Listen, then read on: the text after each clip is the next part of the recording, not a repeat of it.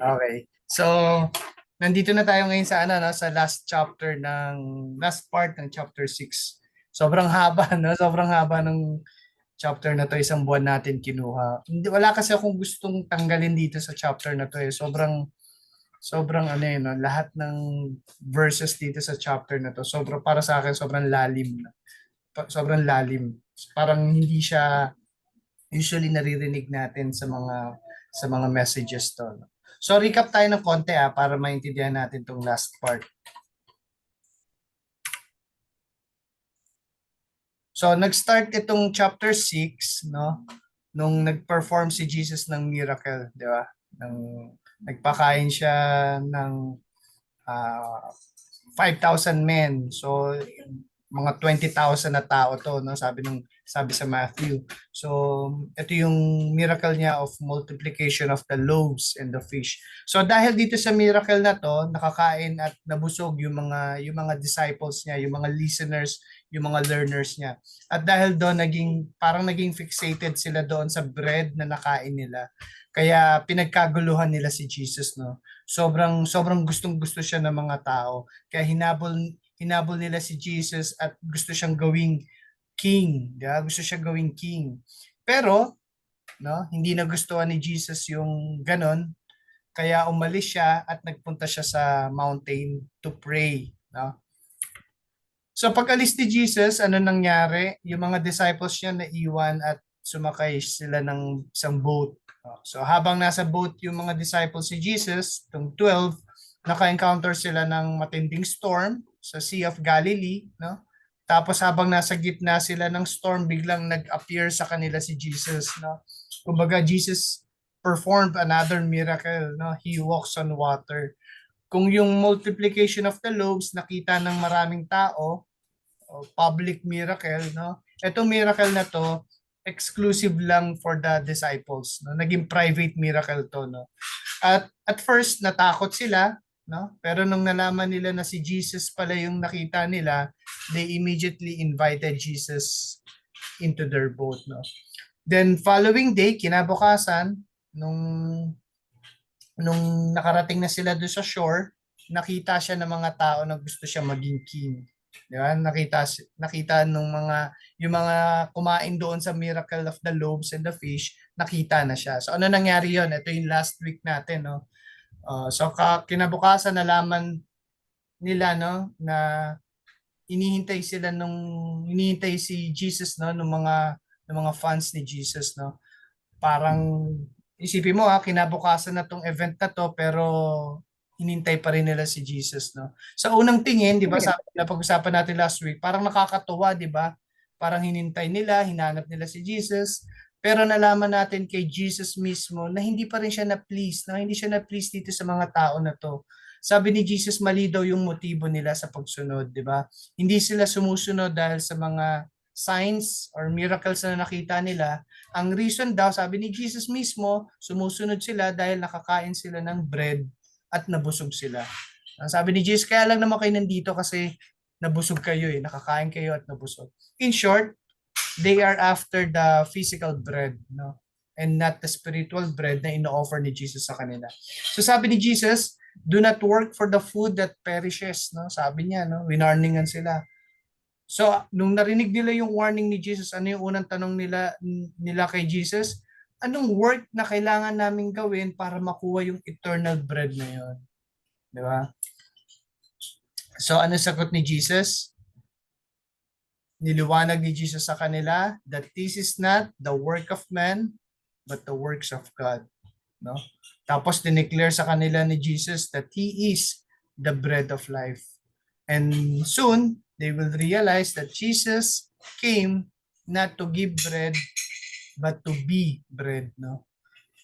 Kaya, ang $1,000,000 question natin tonight, tatanggapin ba ng mga taong ito yung truth na to, that Jesus came to be the bread and not just to give bread, no? Yun ang pag-aaralan natin ngayong gabi, no? So babalikan ko ng konti yung revelation ni Jesus dun sa previous verses natin last week. Tapos diretso tayo dun sa topic. Okay?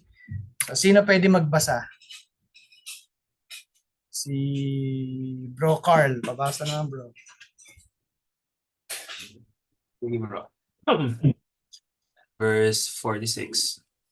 No one has seen the Father except the one who is from God. Only he has seen the Father. Very truly I tell you, the one who believes has eternal life. I am the bread of life.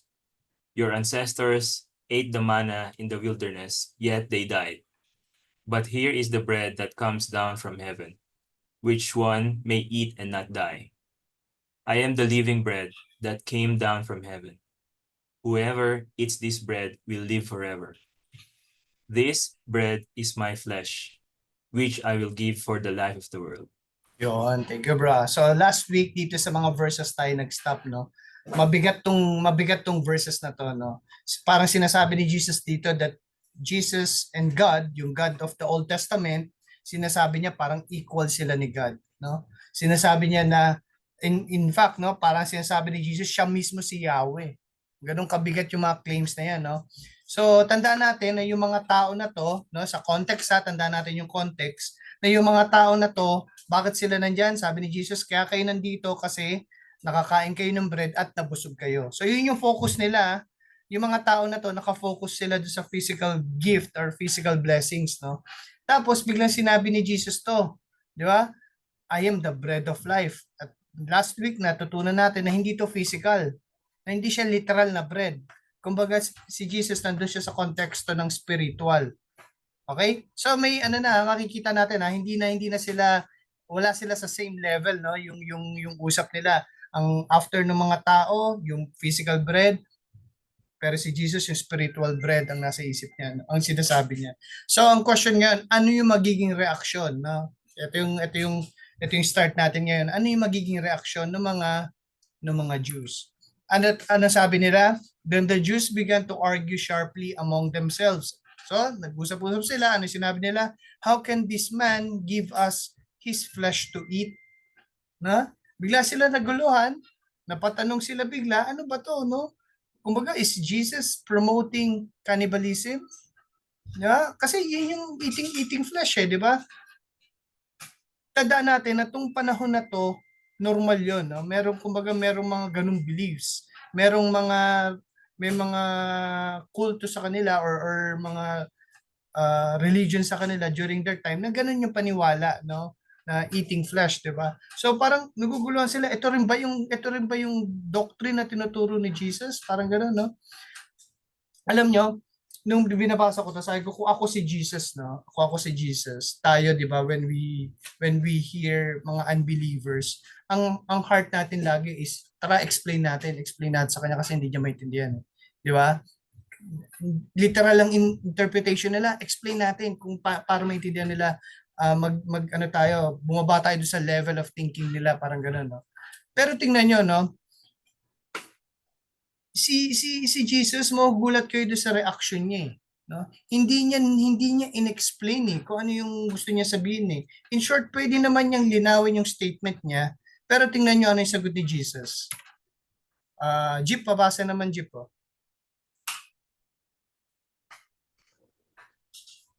Jesus said to them, Verily, very truly I tell you, unless you eat the flesh of the Son of Man and drink his blood, you have no life in you. Whoever eats my flesh and drinks my blood has eternal life, and I will raise them up at the last day.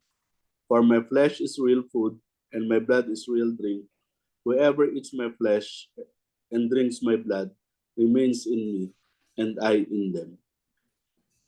Nakita nyo, no? Pinanindigan ni Jesus yung statement niya, no? Hindi niya inexplain, no?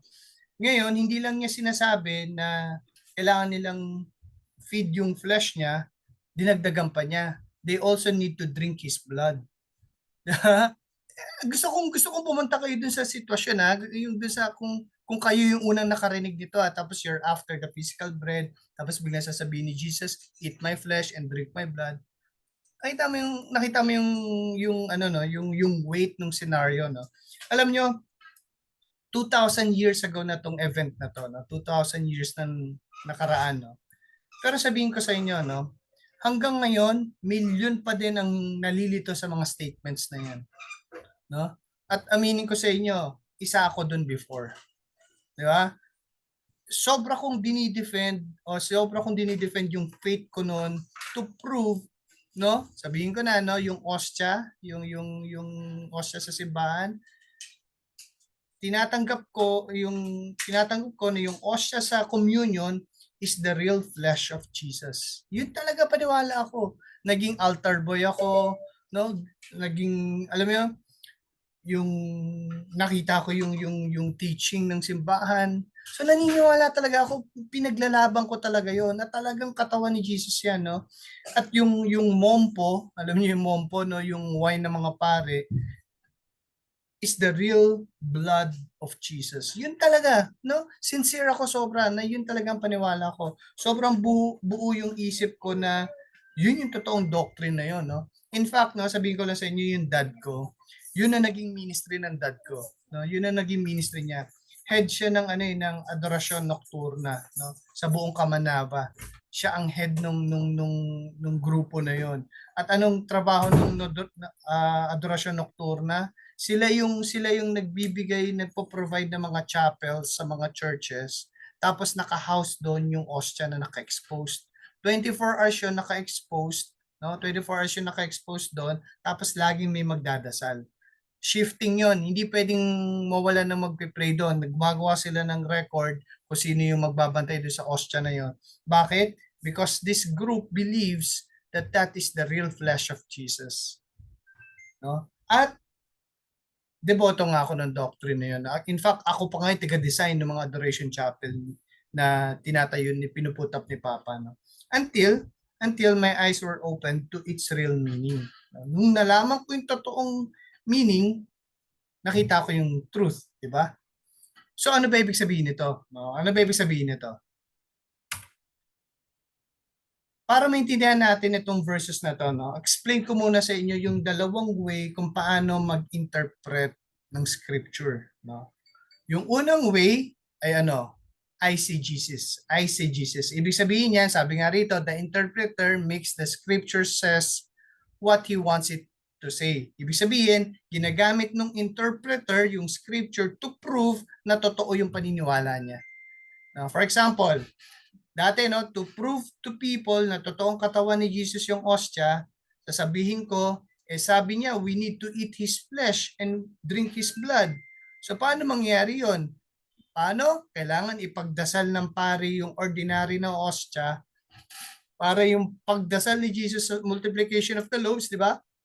Inangat ni Jesus yung bread, di ba? Yung sa chapter dun sa verses 1 to first part ng chapter na to, tinaas ni Jesus yung bread, ganun din ginagawa sa ostia na bread or body of Christ, itataas din. Tapos doon na magke-create yung miracle, no? So, ano mangyayari? Ibe-bless yun ni God at itatransform niya yung ostia na yon as His own body. At ano tawag niyan? Ano tawag doon? This is the sacrament of the Eucharist. Yun ang eisegesis. Bakit? Nagpasok ka na ng bagong doktrina. Diba? Kasi wala namang sacrament eh. Wala namang sacrament of Eucharist sa Bible eh.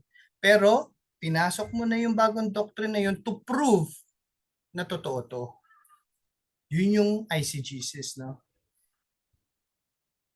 Pero, hindi ganun ang tamang pag-interpret. Ano yung tamang pag-interpret? Sabi rito, yung isang way, exegesis. Ano sabi? The interpreter makes the scripture says what God has to say. Ito yung pag-interpret ng scripture gamit ang scripture din. Hindi ka lalabas, hindi ka kukuha ng ibang doctrine from the outside kasi papasok mo to prove na tama yung verses na yon. Wala kang gagamiting outside doctrine to explain or to give you an interpretation. In short, ang best interpreter ng scripture is the scripture itself. Sabi ni Charles Spurgeon, scripture is the best interpreter of scripture. Sabi niya, ang ganda nito the locks of scripture are only to be opened with the keys of scripture. There is no lock in the whole Bible which God meant us to open without a key to fit it or to fit it somewhere in the Bible, and we are to search for it until we find it. No? So since hindi niliwanag ni Jesus yung ibig niyang sabihin, hanapin ngayon natin sa buong Bible yung ibig niyang sabihin. No? Again, sabi ni Jesus, no, whoever eats my flesh and drinks my blood has eternal life. No? Sabi ko sa inyo before, pag may word na eternal, automatic yon, spiritual na yung context. Kasi walang eternal sa kahit anong physical creation. No? So spirit lang ang eternal. So kung hindi physical flesh ito, ano to? Tingnan natin ngayon sa Mark 10. Yan. Mark, pabasa naman yung Mark 10.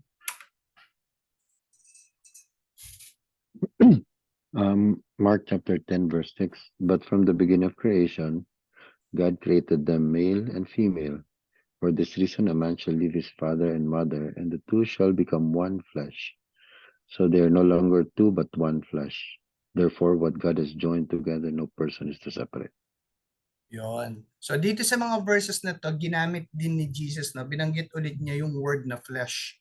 At nasa anong context to, Pops? Nasa anong context tong verses na to? Wedding.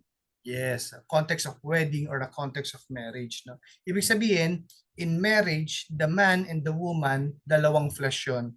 Dalawang flesh yun. They will become one flesh. Ito yung principle ng oneness. Ibig sabihin, physically, dalawa pa din kayo, pero sa mata ni God, you are one flesh. Sabi ni Jesus, no, hindi kayo pwedeng paghiwalayin. No? No person is to separate, sabi niya, no? Kasi bakit? Kasi isa lang kayo sa mata ng Diyos. Paano mo paghihiwalayin yung isa? Hindi posible 'yon, no? Kaya nga imposible. Pero sa mata ng mundo, ang nakikita natin diyan, dalawang tao pa rin 'yan. Dalawang flesh ang nakikita natin. If we look at the physical ano niya, no? Physical way sa physical aspect mo titingnan, dalawa talaga makikita mo. Pero sa spiritual, sabi ni Jesus, isa na lang ang nakikita ng Diyos, no? Kaya kung hindi na tayo masaya sa marriage, ano ang solusyon ng tao? Ang solusyon ng tao, separation. 'Di ba? Kaya kay God, hindi pwede yung solution na 'yon kasi sa mata niya, isa lang ang mag-asawa. Kaya nga sabi ng Bible, kung maghihiwalay daw ang mag-asawa, 'di ba? Sabi sa I think panahon ni Moses 'yun, no? Hindi sila parehas pwede mag-asawa ng iba. Kung naghiwalay sila at hindi mo napigilan, sabi niya hindi kayo pwede mag-asawa ng iba, no? Kasi spiritually speaking, sa mata ni God, isa lang sila. So in this line of thinking, no, hindi natin literally kakainin si Jesus. But Jesus is using a metaphor to show us the picture of oneness. Ibig sabihin, by eating His flesh and drink His blood, there is oneness. Kaya di ba, no, sa earlier part ng chapter na to, sabi ni Jesus, all those the Father gives me will come to me. Sabi niya, di ba? At pag nasa kanya na, sabi niya, and whomever comes to me, I will never drive away. Hindi ko pwedeng paalisin yung binigay sa akin ng Ama. Bakit? Kasi in the eyes of God, lahat ng binigay ni God kay Jesus, they become one. Naalala niyo sinabi ko last week, no, yung pagbigay ng father ng bride para sa bridegroom sa anak niya, yun yung picture ng wedding sa panahon ng mga Jews. At yun nandun sinasabi ni Jesus tong context na to, all those the Father gives me will come to me. As a bride, no? Bibigay tayo as a bride, and whomever comes to me, I will never drive away. There is no separation para kay Jesus, no? Hindi niya pwedeng palisin yung binigay ng God the Father sa kanya kasi in the eyes of God, lahat ng binigay ni God kay Jesus, they become one. And what God has joined together to become one, no one can separate. At tulad ng marriage, no, isa na lang ang nakikita ng Diyos. If you accepted Jesus no, as your Lord and Savior, hindi na niya nakikita yung past sins mo. Hindi na niya nakikita yung sinful nature mo. Ang nakikita na lang ni God, no, is yung righteousness of Jesus in you. Kaya sabi ni Jesus, unless you eat my flesh and drink my blood, you have no life in you. In you, your life in you. Bakit? Because Jesus is life. Siya yung life na sinasabi niya. Without Jesus and apart from Him, we are dead. We are nothing. Nakita mo yung oneness? Ang nakikita niya, hindi na ikaw eh. Ang nakikita niya si Jesus that's living in you. The Spirit of Jesus in you. So ano naman ang ibig sabihin ni Jesus, no? Ng drinking his blood. Again, tingnan ulit natin sa scripture, no? Sabi sa Hebrews, and according to the law, one may almost say, all things are cleansed with blood, and without shedding of blood, there is no forgiveness. No? Pag sinabi ng Bible na according to the law, ang tinutukoy niyang law, hindi law ng government, no? But the law of Moses. Ibig sabihin, sa Old Testament, punong-puno ang utos ni God about cleansing. Before pumasok ang tao sa presence ni God sa temple or tent of meeting or tabernacle na ginawa ni Moses, no, kailangan niya muna linisin yung sarili nila, no. Hindi niya lilinisin physically, lilinisin niya spiritually. Bakit? Because God is holy, no. Any visible appearance of sin in God's presence, sigurado yun, tigok yun. Hindi pwede mag-survive ang isang sinful man sa presence ni God. So paano ka hindi mamamatay and be in the presence of God? Kailangan mong takpan yung kasalanan mo. Kailangan mong itago yung kasalanan mo. Sa paanong paraan? Kailangan mong i-cover ng blood. Kaya yung tabernacle, very bloody yung loob niyan. No? Puno ng offering, puno ng covering of sins. May kailangan mamatay na blameless lamb para makuha yung dugo at yung dugo na yun will cover the sin of that person. Pero panandalian lang yun. Para lang yun sa araw na yun, para lang yun sa taon na yun. Ibig sabihin, no, he cannot be your Lord, si Jesus, and not believing that He is your Savior. No? Ibig sabihin, dito mo makikita yung picture ng salvation natin kay Christ, the covering of the blood. Kaya sabi niya rito sa Hebrews, no, without shedding of blood, there is no forgiveness. No? All things are cleansed with blood. Because for God, blood covers man's sins. Yun yung nagko-cover ng kasalanan natin. So blood symbolizes cleansing. Kaya sabi dito na without shedding of blood, there is no forgiveness. Hanggang hindi nako-cover ng blood yung kasalanan mo, walang kapatawaran, no? Walang kapatawaran ng kasalanan. So kaya ba i-cover ng good works natin yung sins natin before? According dito sa verse ito, hindi kaya i-cover ng mabubuting gawa. Ano lang ang pwede mag-cover? Kung sa Old Testament dapat galing sa blameless lamb yung blood, tayo kailangan galing sa isang righteous man, sa blood ng isang righteous man. At sabi sa Book of Romans, no, there is none righteous but God. So walang tao, walang dugo ng tao na worthy to cover the sins of mankind, but the blood of Jesus, no. So kung isa-sacrifice ang lamb, kailangan ding i-sacrifice yung body and blood of Jesus. Because without the blood of Jesus, there is no forgiveness of sins. So that is the body and the blood of Jesus. Kaya sabi ni Jesus sa mga followers niya, just as the living Father sent me and I live because of the Father, so the one who feeds on me will live because of me. Jesus was sent by God from heaven, just like the manna that comes from heaven, yung bread sa sky, no? We need to eat His flesh and drink His blood. We need to experience being one with Jesus, no? Yun ang main ministry ni God sa atin, no? Through the Holy Spirit, to make us more and more like Jesus. Yun ang ministry yan yung pumapasok yung sanctification, yung pruning, no? We will continue to become one flesh with Jesus, no? Madaling pakinggan, pero sobrang sakit na proseso na yan. No? At para sa mga followers niya, mabigat itong mga sinabi ni Jesus. No? Tandaan natin, no, nandyan sila para mabusog ulit sa bread na binigay niya doon sa multiplication of the loaves. Pero kung kailangan siya i-feed si Jesus mismo yung flesh niya, parang ibang usapan yon, no? Kaya ano naging reaction ng mga tao? On hearing it, many of His disciples said, this is a hard teaching. Who can accept it? Yun ang sabi ng mga tao na nakarinig, no? Kanina patay na patay sila. Hinahabol nila si Jesus, pero nung sinabi na ni Jesus yung truth, no? Sabi nila mabigat tong teaching na to. Sino pwede tumanggap niya, no? Hindi nila matanggap, no?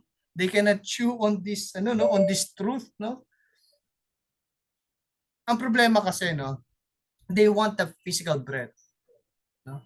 But they cannot eat the bread of life that Jesus offers, no? Nandyan sila para sa tinapay, pero hindi talaga para kay Jesus. No? Alam nyo, habang habang minimeditate ko tong mga verses na to, meron akong na-realize na sabi kasi sa first chapter ng John, for the law was given through Moses. Grace and truth came through Jesus Christ. No? Grace and truth came from Jesus Christ. Hindi niya sinabi na grace alone came from Jesus. Sabi niya, grace and truth. Diba? Masarap ang grace ni God. Kaya nga marami nagpapangalan ng Grace sa anak nila, di ba? Si GP, pangalan ni GP, Grace, di ba? Kapatid ko, ang pangalan, Grace. Sobrang dami kong kilalang Mary Grace, di ba? Pero pansinin nyo, walang nagpapangalan ng truth. Meron ba kayo kilalang bata ang pangalan truth? Ako wala akong kilalang tao na ang pangalan niya truth, no? Masarap maka-experience ng grace ni God. Pero hindi doon natitigil ang Bible, no? If we are willing to accept His grace, dapat willing din tayo to accept the truth. Para sa mga taong to, nabusog sila doon sa miracle ni Jesus, no? Sumunod agad sila, hinanap nila agad si Jesus, hindi sila tumigil sa pagsunod kay Jesus, kahit kinabukasan, nandiyan pa rin sila. Bakit? Kasi na-experience nila yung grace. Na-experience nila yung grace ni Jesus, no? Wala silang contribution sa miracle, eh. Di ba? Bigla nila silang binigyan ng bread and fish nang walang katapusan, hanggang mabusog sila, may sobra pa rin. Ano tawag doon? Ang tawag doon, grace. Di ba? Hindi mo deserve yun eh, nakuha mo lang eh. Ang sarap ng grace, no? Pero nung narinig na nila yung truth about Jesus, nung dineclare na ni Jesus that He is the bread of life, bigla silang natigilan, no? Sa grace, walang problema. Pero sa truth, doon tayo magwawatak-watak. Di ba? Kaya ang tanong nila ngayon, sino ang pwedeng tumanggap sa mga teachings na to? Sino ang pwedeng tumanggap? Tingnan mo ang sagot ni Jesus, no? Aware that His disciples were grumbling about this, Jesus said to them, does this offend you? Does this offend? Gandang, no? Does this offend you? But sila hindi masaya because they are offended by the truth. Kaya ang tanong dyan, how can truth offend you? How can truth offend you? Paano tayo ma-offend sa truth? Alam niyo, na-realize ko, truth will only offend you if you came for the wrong reason. Kapag sumusunod ka kay Jesus for the wrong reason, if you're expecting Jesus to provide you the bread, tapos hindi niya binibigay, pag halimbawa iniisip mo, I am serving Jesus pero hindi niya sinasagot yung mga prayers ko. Kumbaga, I am here for the blessing. No, hindi ako nag-sign up for the trials. Nandito lang ako for the grace. Gets nyo? Meaning, no, wrong theology will produce wrong behavior, no? Kung mali ang pagkakilala mo kay Jesus, hindi magiging tama ang pag-worship mo. Di ba? Praise God tayo when things are good, pero when trials or problems arise, we grumble, we get offended. Di ba? So makikita natin dito na na-offend daw yung mga disciples. Bago nila sinagot yung tanong ni Jesus, na pinakita ni Jesus yung bago sila sasagutin ni Jesus, no, dito sa bago nila sagutin si Jesus sa tanong, does this offend you? Si Jesus muna may ipapakita sa kanila. May i-reveal si Jesus sa kanila, no. Ipapakita ni Jesus dito yung pagiging omniscient niya, no. So ano sabi ni Jesus? Sino pwede magbasa? Si Ipe. Bro, pwede pabasa?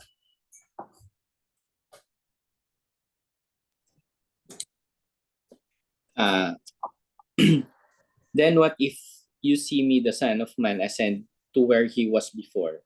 The Spirit gives life. The flesh counts for nothing. The words I have spoken to you, they are full of the Spirit and life. Yet there are some of you who do not believe. For Jesus had known from the beginning which of them did not believe and who would betray him. He went on to say, "This is why I told you that no one can come to me unless the Father has enabled them." Yun. Dito mo makikita, no, yung foreknowledge ni Jesus. All-knowing siya. Alam na niya. He already knows beforehand if you are for Him or not. Alam niya yon, no? Before mo pa sinurrender yung life mo sa Kanya, alam na niya kung Kanya ka or hindi. No? Because God is omniscient. He is all-knowing. Di ba? Tapos sabi rin sa verse 64, no? Some of you who do not believe, for Jesus had known from the beginning which of them did not believe and who would betray him. May betrayal pa, no?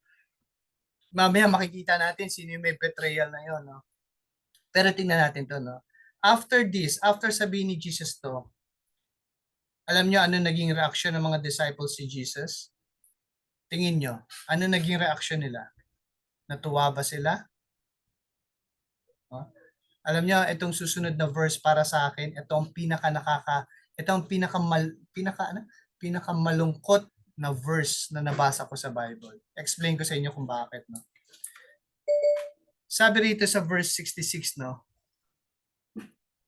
From this time, many of his disciples turned back and no longer followed him. Hindi ko makalimutan tong verse na to eh. Kasi chapter 6, verse 66. So, palatandaan ko lagi dyan 666, no? Kung tatanungin niyo ako, ito talagang saddest verse para sa akin, no? Para sa akin, hindi yung crucifixion or yung betrayal kay Jesus o yung pagpapahirap kay Jesus, no? Para sa akin, ito yung pinaka nakakalungkot na nakita ko sa Bible. Kasi yung crucifixion resulted to resurrection eh. Okay pa din eh, no? Pero itong verse na to, isipin mo nandyan na sila. Kaharap na nila si Jesus. Di ba? Sobrang close na nila to receive the gift of salvation. Nandyan na sila kaharap na nila. Sobrang lapit na. Pero dahil sa maling motibo, sa maling puso, tumalikod sila doon sa giver of life. Kaya sabi ko sa inyo, ito para sa akin, ito yung pinaka nakakalungkot na verse, no? Natutuwa na sila sa mga preachings ni Jesus. No? Nandiyan na sila eh. Di ba? Napapasiguro nag-a-alleluia, amen na sila sa mga preachings ni Jesus, no? Siguro nung binigay yung bread sa kanila, they are worshiping God, no? Pero sumusunod sila kay Jesus for His miracles and teachings. Pero pagdating dun sa essentials, pagdating dun sa pinaka-importante, hindi nila mabitawan yung kinalakihan nilang beliefs. No? They believe Jesus is a great prophet kasi ang galing niya magturo. Iba siya pag may authority siya magturo. Pero hindi nila matanggap yung mga turo niya when it comes to His divine nature. Pag sinasabi na niya yung mga claims ni Jesus, hindi nila matanggap. At marami akong kilalang ganyan. Natutuwa sila sa mga worship messages. Pag nagpupunta sila sa church, gumagaan daw yung pakiramdam nila sa mga messages. Which is okay yun, no? Good yun. No? Napapaliwanag daw ng maayos. Pero pagdating doon sa mga essentials na Jesus is the only way, God hates idolatry, Jesus is our only mediator to the Father, wala ka ng ibang dadasalan, si Jesus lang. Alam mo, tulad ng mga followers ni Jesus dito, hindi nila matanggap yon. Hard truth yon para sa kanila. Okay sila sa grace, okay sila sa blessings, pero ayaw nila nung truth. Hindi nila mabitawan yung kinalakihan na nilang paniniwala. No? Pero nakita mo si Jesus, hindi niya pinigilan yung mga disciples.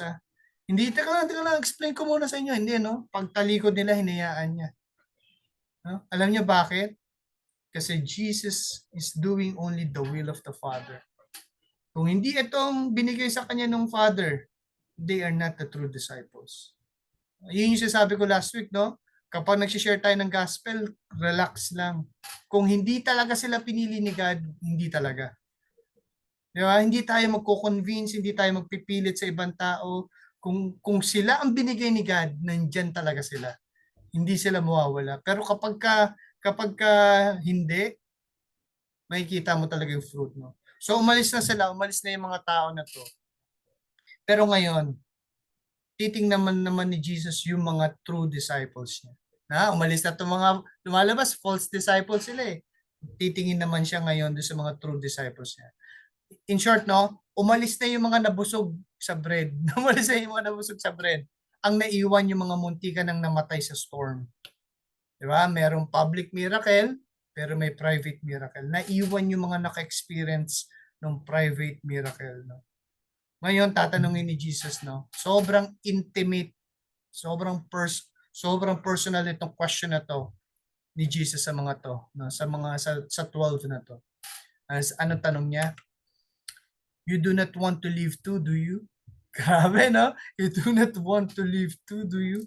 Ano? Parang ibig nyo din bang umalis, no? Parang nung nabasa ko to, sabi ko, grabe yung emotion na to, no? Yung moment na yun, no? Sobrang parang tagos sa puso, no? Imagine si Jesus yung nagtatanong, parang, iiwan niyo din ba ako? Iiwan niyo din ba ako? Alam niyo, no?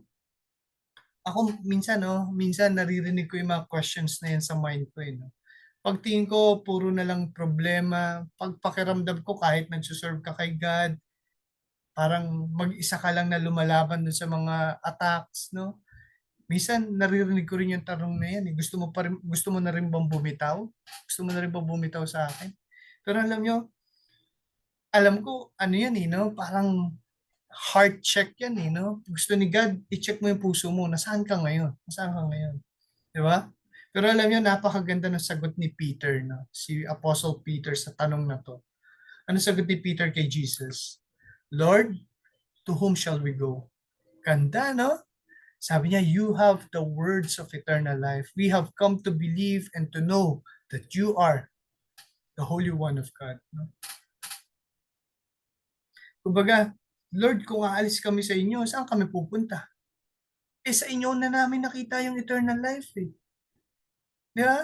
Alam niyo, naalala ko dito si Pastor Peter Tanchi, no?